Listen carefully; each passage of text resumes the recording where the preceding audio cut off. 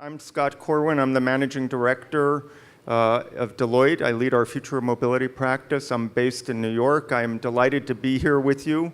I feel like you're the devoted ones right after lunch, so really appreciate that. What I want to do is give you a little bit of perspective and share sort of our overview of what's going on at a fairly high level in terms of the future of mobility. And I only have a few minutes, so I'm going to do this relatively quickly. But maybe afterwards, if you have questions or you want to chat, we'd be happy to do that. So one of the questions we're always asked is, how real is all of this? How do we know that the future of mobility is actually occurring? And how quickly is it occurring? So my team, every month, sort of just grabs different headlines. And these are headlines from the last 30, 45 days. And what I want to point out is that there are sort of 3 or 4 things in these headlines that, in my mind, are indicative that the future of mobility and the velocity of change is happening at a really fast pace. And maybe sitting here in Israel, you already feel it because of all of the startups.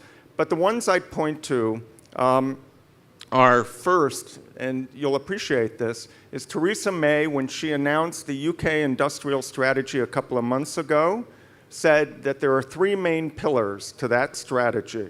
And one of them is that the UK wants to be the global leader in the future of mobility and the movement of people and goods.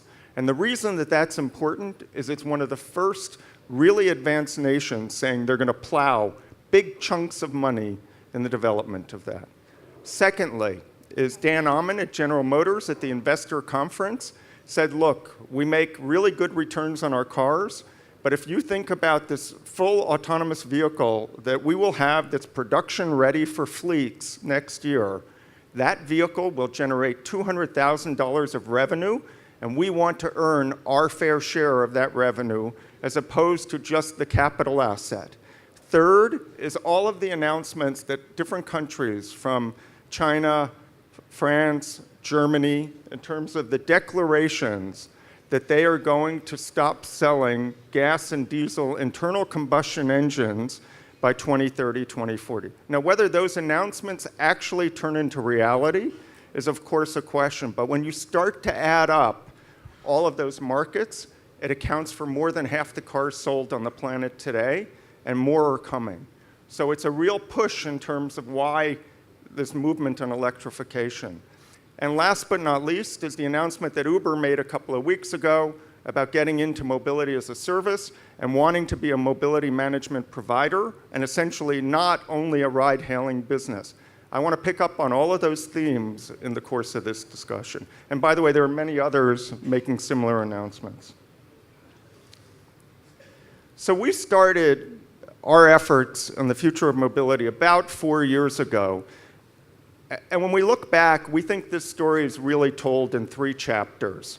So the first chapter, which we came out with 3.5, 4 years ago, is all of the changes in the automotive industry. And today it's pretty well accepted that there's a series of converging forces, shifts in powertrains, light, smart weight materials, rapid advances in connectivity, shifts in mobility preferences where we're moving in terms of consuming mobility on a per use or per mile basis, as opposed to a capital asset purchase.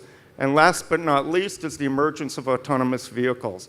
And it isn't really a question of whether AVs will occur. It's really a debate about timing and how do we get past the final set of hurdles technologically.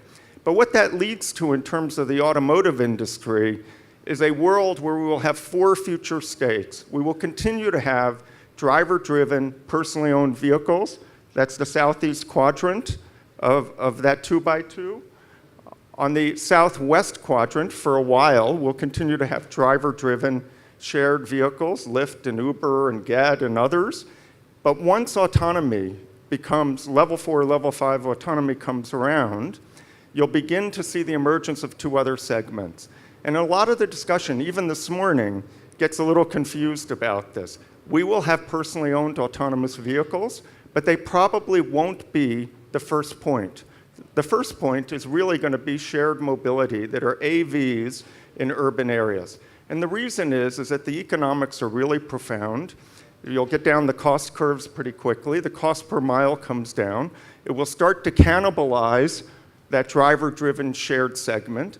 And all of this, when you really dig in deep, has profound implications for all of the players that are in the legacy, vertically integrated automotive industry going back to the time of Henry Ford. We are talking about, in the United States at least, it represents about 12% of the gross domestic product. And we're actually seeing, and you're living on the vortex of it here, really a duality between legacy incumbents trying to adapt their business models to this transformation and trying to protect the value of the assets that they have to generate economic returns, and tech disruptors like the Israeli ecosystem and tech community that are basically saying, we want to start with a clean sheet. We don't need to, we can address the negative externalities to a car-centric industry and a car-centric society. And so there are very few disruptions of the magnitude of this one. And our team has spent a lot of time really studying sort of what does this mean for business models and fundamental economics. Now, chapter 2 is when you start to pull on shared and autonomous vehicles. It has massive implications for all forms of mobility, particularly in urban environments. And we are heading, and there's a lot of discussion, and it has lots of different names, to the idea of seamless intermodal mobility. And you will get, in the not too distant future, the ability to get from point A to point B across different modes using a ticketless system where you will pay one price to get from point A to B. It will not be the retail or the rack or the list price of each segment, right? And the promise is extraordinary. The promise of the future of mobility is you can get there faster, safer, cleaner, cheaper, tailored to the way that you want. It's a really compelling value proposition. How we get there, though, is the complicated part.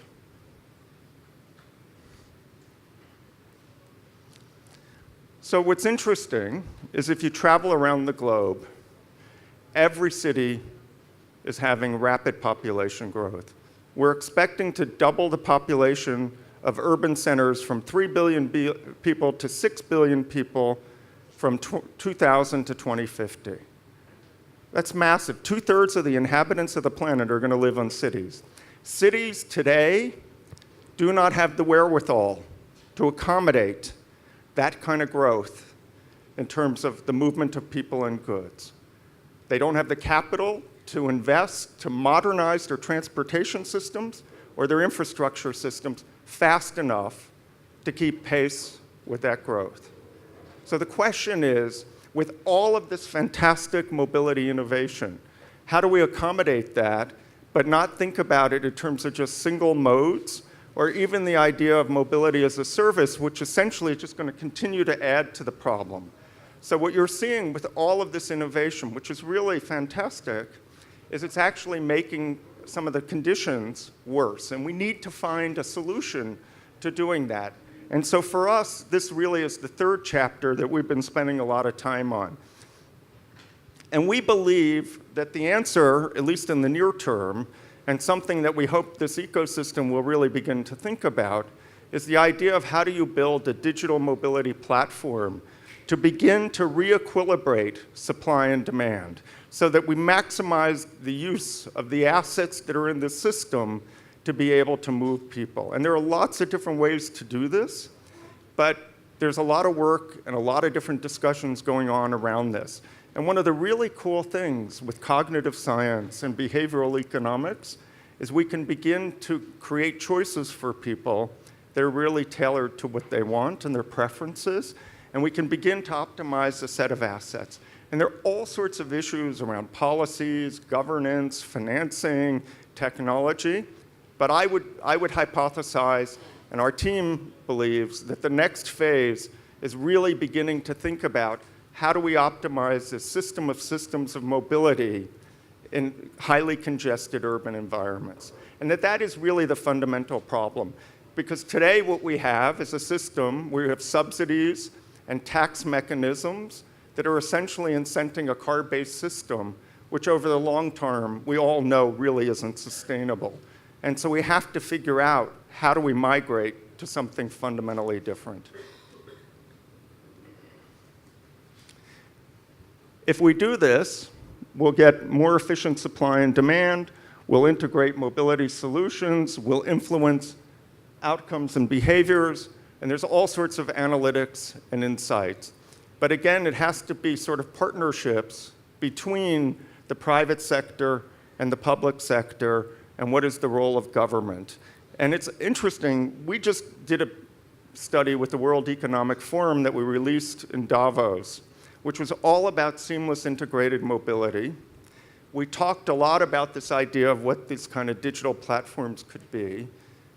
It's gotten an amazing response, and it was really a manifesto for accelerating the adoption, and there's a set of guiding principles for both the public and the private sector to go forward. And at that session were CEOs of major global corporations, the Minister of Transportation of India, the head of the Economic Development Board in Singapore, and they all ratified and said that this is absolutely the right idea. So we predict that in the next 12, 24, 36 months, you're going to begin to see this kind of vision take hold in embryonic forms. So I thought I'd tell you a little bit about our practice. As I said, we started 3-4 years ago. We have written prolifically. We've now produced on the order of 35 to 40 articles and white papers. They're all available on Deloitte Insights. Just type in future mobility. We have videos. And every 6 weeks, we're coming out with a new study. We have built this as a global practice. So we're operating in lots of different countries, US, UK, Germany, Northwest Europe, here, Singapore, different parts of Asia, Japan, China. We've picked it up as a total ecosystem play. So we've never thought about it as just an automotive play or just a tech play. But Deloitte has an aspiration to actively shape and influence the direction of where this ecosystem is going. So we're very involved in convening the players of the ecosystem. That's why we're here. That's why we're a major sponsor. That's why our Israeli tech team, our Deloitte Israel team, is very tightly connected to this ecosystem. It's a really important piece of what we're doing. We're advising both governments and private sector players on how to move forward and what it means in terms of the transformation of the economy and of their businesses. And then we're developing a pretty robust analytics and solutions business. We believe that we're really a leader in this space, and we're very committed to essentially the success of making this promise a reality. Our team here, my partners in Israel, our Israeli tech team, our global automotive team that's here, our future mobility team, we're very committed to the success of this ecosystem, and we really look forward to working with all of you to make the promise a reality. So thank you very much.